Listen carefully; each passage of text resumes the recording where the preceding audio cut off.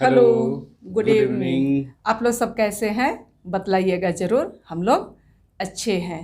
और आज इवनिंग से ब्लॉग शुरू करने का मतलब है कि ये जो आप लोग ब्लॉग। देखिएगा हम्म। वो पहले से बना हुआ है। इसके पहले जो मैं ब्राह्मी का ब्लॉग बनाई थी, है ना, और मैं बतलाई थी, आप लोगों से वादा की थी कि आप लोगों को इसके फ़ायदे के बारे बतलाऊंगी, तो वही वाला बना हुआ, लेकिन मैं अपलोड नहीं कर पाई थी।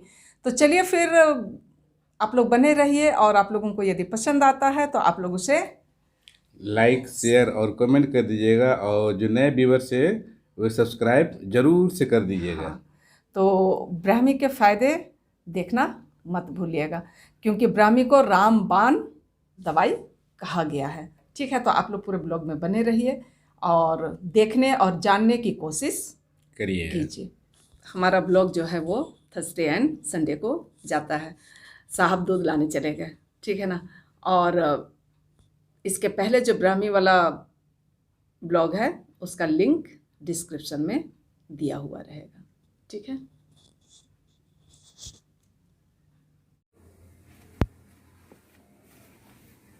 ये देखिए बेंग साग है ना, और इसको कल कल कल न, कल कल तो जिस तरीके की मैं इसके पहले वाला वीडियो में बोली थी कि इसके क्या क्या फ़ायदे हैं, हाँ, किसी भी चीज़ के गुण और अवगुण होते हैं, उसी तरह इसके क्या क्या फ़ायदे हैं उसे मैं बतलाने की कोशिश करूँगी। अभी साहब क्या क्या कर रहे हैं दिखलाती हूँ।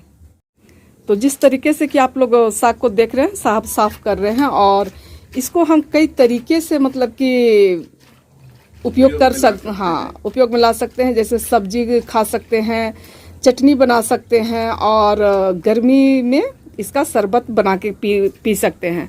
और इसका, हाँ, पेट को ठंडा रखता है। शुगर में घर गांव तरफ बोलता है बहुत अच्छा काम करता है। हाँ, शुगर में जो है ये रामबाण इलाज है, और इसे हमारे गांव घर में सुखा करके भी स्टोर किया जाता है। और इसका जो है टमाटर के साथ उसके बाद जैसा मौका लगे उसकी चटनी बना करके खाया जाता है ना। हुँ? क्या कुछ नहीं बोलते हैं? हाँ जी, हाँ जी। हाँ, और इस साग को खाने से क्या होता है कि भूख भी लगती है, और इसे ब्रेन बूस्टर भी कहा जाता है। तो छोटे बच्चों को इसका अगर एक एक पत्ती हम खिलाएं तो बच्चे को फ़ायदा पहुंचाएगा। तो इसे हमें लगता है, पता नहीं और किन किन जगहों पर मिलता है ये तो मैं नहीं बतला सकती हूँ, लेकिन मुझे लगता है कि अलग अलग जगहों पर इसे अलग अलग नामों से जाना जाता है। क्योंकि मैं इसके बारे में थोड़ा सर्च की यूट्यूब में, तब मुझको मतलब कि पता चला कि अलग अलग जगहों पर अलग अलग क्षेत्र में इसे अलग अलग नामों से जाना जाता है। लेकिन हमारे क्षेत्र में इसे हम कुड़ुक भाषा में मुखाड़खा, और ऐसे बोलचाल की सार्वजनिक जो भाषा है उसमें बेंग साग कहते हैं। नज़र ही नहीं आ रहा, ठीक से पकड़िए तो। हाँ हाँ, देखिए एकदम ब्रेन के आकार का दिख रहा है ना, और ऐसे दिखने की वजह से ही इसे ब्रेन बूस्टर कहा जाता है। तो बच्चों को आप प्रतिदिन एक पत्ता दो पत्ता ऐसे ही दीजिएगा, मतलब कि कैसे बोले, तीता तो नहीं है लेकिन कुछ अलग ही स्वाद है। अगर बच्चे खाएं तो बेहतर होगा, है ना। तो जिस तरीके से कि मैं बोली, इसकी जो पत्ती है उसकी आकृति हमारे ब्रेन से मेल खाती है ना। और हमारे जो पूर्वज हैं वे लोग तो सदियों से इसका उपयोग करते आ रहे हैं, लेकिन आज यूट्यूब के ज़माना में हमें पता चला कि भाई इसे अलग अलग जगहों पर अलग अलग नामों से जाना जाता है, और इसके कई फ़ायदे हैं।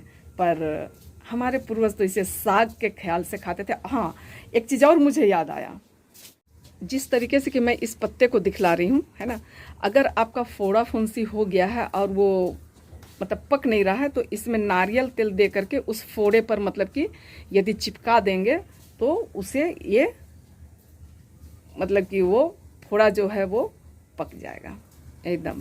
तो ये सब फ़ायदे हैं, और पता नहीं और भी कुछ कुछ फ़ायदे होंगे आपके क्षेत्र में। इसे क्या किस तरह से उपयोग किया जाता है, किन नामों से जाना जाता है, आप लोग कमेंट करके ज़रूर से ज़रूर बतलाने की कोशिश कीजिएगा। चलिए फिर हस्बैंड चटनी पीस रहे, उसे मैं आप लोगों को दिखलाती हूँ।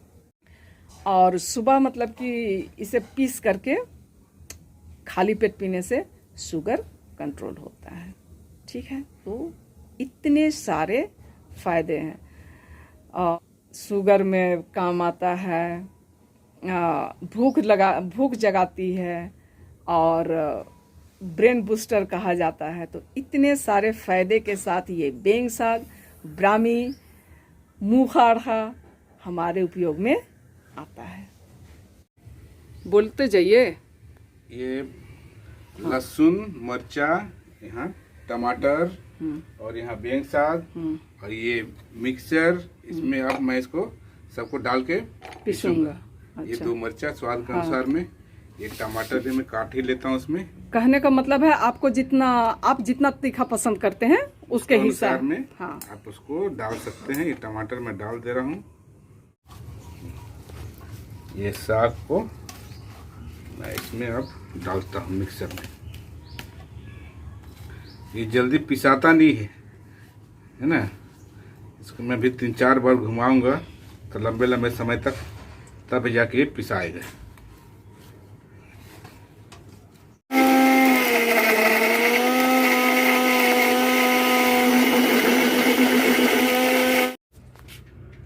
देखिए बनके तैयार हो गया है ना।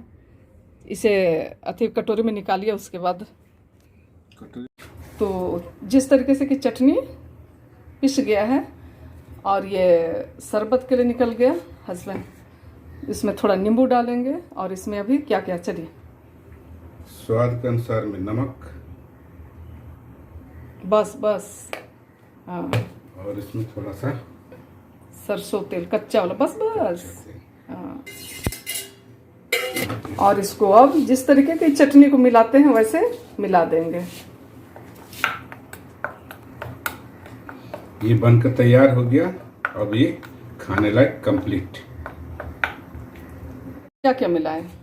उसमें नमक थोड़ा सा, अच्छा थोड़ा नमक, ये नींबू थोड़ा है ना, और नमक में काली नमक, हाँ ठीक है। शरबत में मतलब लहसुन मिर्चा नहीं पड़ता है, पर पिस गया था तो हस्बैंड पी लिए। और एकदम सुबह में पीजिएगा। इसके साथ ही ब्लॉग का अंत करते हैं। फिर मिलेंगे नए किसी कहानी के साथ। तब तक के लिए आप सबों को बाय बाय।